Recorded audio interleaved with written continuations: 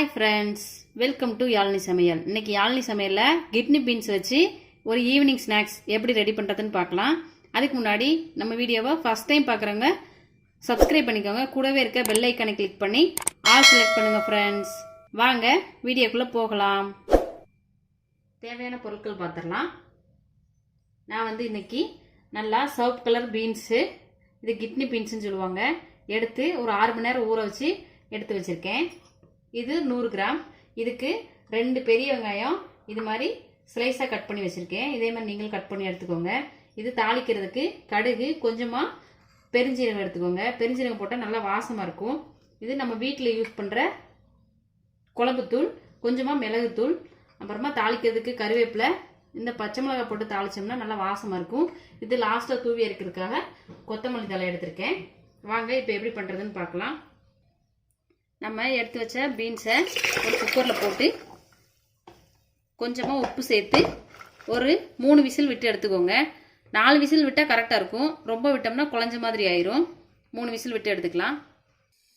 Cooker whistle வந்துருச்சு, 4 whistle. நம்ம இப்போ மசாலா ரெடி பண்ணலாம். 2 ஸ்பூன் எண்ணெய் ஊற்றிக்கலாம்.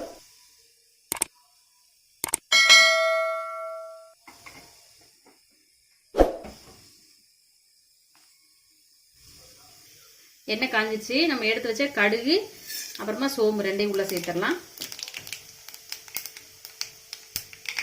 பொரிஞ்சிருச்சு. இப்போ நம்ம எடுத்து வச்ச கருவேப்பிலை உள்ள சேர்த்துடலாம். பச்சை மிளகாய் கட் பண்ணி சேர்த்தாச்சு. நம்ம கட் பண்ணி வச்ச வெங்காயத்தை சேர்த்துடலாம். வெங்காயத்தை 1 நிமிஷம் நல்லா வதக்கி விடுங்க. நம்ம ஏற்கனவே பயிரில் உப்பு போட்டு வேக வச்சுருக்கோம், அதனால் வெங்காயத்துக்கு மட்டும் கொஞ்சமாக சால்ட் சேர்த்துக்கோங்க.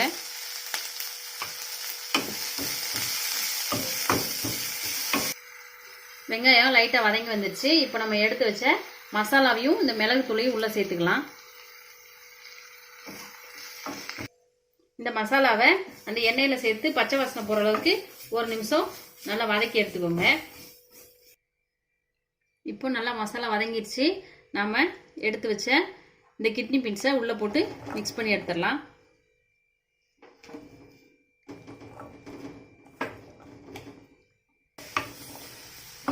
நல்லா நம்ம மசாலோட மிக்ஸ் ஆகி வர்ற மாதிரி, வெங்காயம் இந்த பயிறு மிக்ஸ் ஆகி வர மாதிரி நல்லா மிக்ஸ் பண்ணி எடுத்துக்கோங்க.